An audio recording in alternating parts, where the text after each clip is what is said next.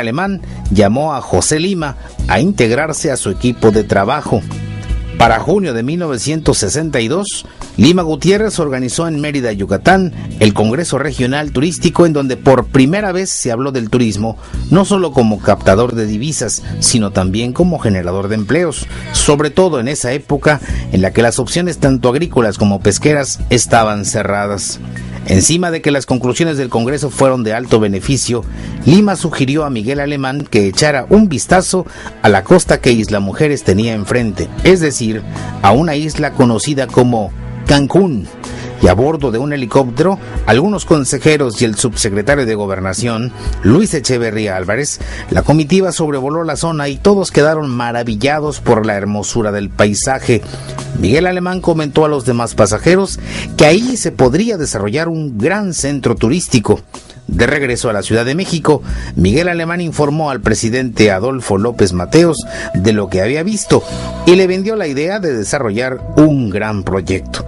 Naturalmente, la opinión del expresidente mexicano era de tomarse en cuenta y de inmediato se giraron instrucciones al Banco de México para realizar los estudios necesarios y determinar la viabilidad y costo del proyecto. Hasta el momento se desconoce qué fue lo que retrasó tantos años esos estudios. Finalizó el gobierno de Adolfo López Mateos e inició el de Gustavo Díaz Ordaz. Pero el inquieto José Lima estaba dispuesto a demostrar su propia viabilidad y en 1968 se dio a la tarea de construir en la isla de Cancún una casa de verano. Hoy en día esta acción hubiera resultado común, pero no en 1968, cuando no había mayor desarrollo humano que unas cuantas palapas habitadas por los encargados de las plantaciones de coco que se cultivaban en la franja de Cancún. Apoyándose de sus propios recursos, Lima y sus hombres trajeron por barco el material con el que habría de construirse la Casa Maya. La Casa Maya era una preciosa edificación de madera fina con piedra y techo de palapa, montada sobre una duna desde la cual se podía admirar el paisaje virginal de Cancún. Presidentes, artistas, intelectuales, en fin, las personalidades más destacadas de la época se hospedaron en esta Casa Maya que en 1970 Lima vendió al Banco de México para recibir ahí a sus huéspedes distinguidos. En tanto, en la capital del país, a 2.000 kilómetros de distancia, los estudios económicos del Banco de México por fin concluían con una excelente noticia para la zona.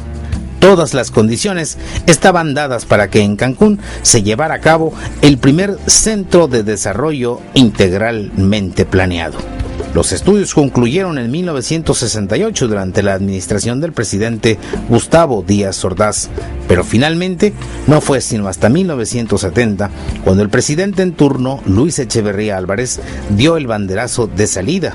Luis Echeverría era aquel subsecretario de Gobernación que en 1962 sobrevoló la zona a bordo de aquel helicóptero. Y mejor aún, Echeverría era concuño del famoso José Lima Gutiérrez. Cancún ya iba tomando forma. Cancún, proyecto de gobierno. En 1969 el gobierno federal ya tenía claro que debía realizar Cancún y para darle certeza financiera creó el Fondo de Infraestructura Turística, es decir, Infratur, hoy conocido como Fonatur. Infratur era un fideicomiso administrado por el Banco de México y a quien se le dio la responsabilidad de pasar del proyecto a las obras. Hacia enero de 1970 llegaría a Cancún el ingeniero Daniel Ortiz Caso, quien con la ayuda de la población campesina realizó las primeras brechas de que se tiene conocimiento.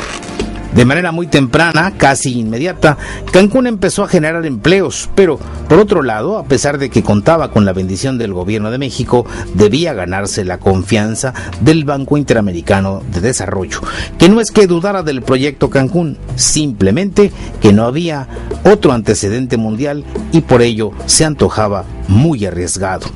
Una vez salvado el escollo económico, se sabía que el éxito del naciente destino radicaría no solo en ofrecer sol y mar como lo hacían los demás sitios del Caribe.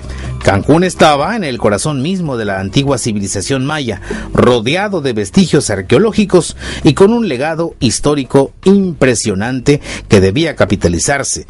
Cancún tenía lo que los demás no: historia. Las intenciones de vender un destino lleno de cultura maya y de aspecto caribeño fueron desde el principio muy obvias. De entrada, no se llamó Costa Turquesa como lo marcaba el antiguo proyecto de Lima, sino Cancún, respetando la toponimia del lugar. Su primer aeropuerto fue construido sobre una antigua aeropista de explotación chiclera, utilizada durante las obras de la carretera Valladolid-Puerto Juárez, y sus instalaciones, torre de control, sala de espera y demás, fueron intencionalmente diseñados bajo el estilo caribeño de Las Palapas. Lo mismo ocurrió en el centro histórico de Cancún, conocido como Parque de las Palapas, en el que también se utilizó el mismo concepto de paisaje autóctono. Además, claro está, de la primera playa pública con restaurante, es decir, Playa Chacmol, naturalmente de Palapas, y como estandarte un monolito maya elaborado por artesanos contemporáneos.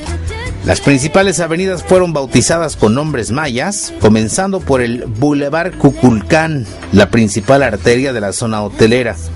De acuerdo con el plan maestro, el proyecto Cancún se desarrolló sobre una superficie aproximada de 12.700 hectáreas.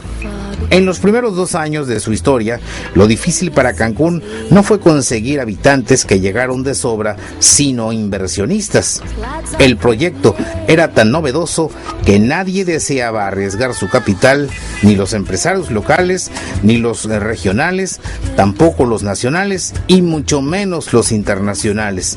La búsqueda de inversionistas fue incesante, incluso con promociones muy atractivas, pero el simple hecho de tratarse de una ciudad sacada de la selva, más que un proyecto viable, sonaba a una idea romántica. Como el tiempo pasaba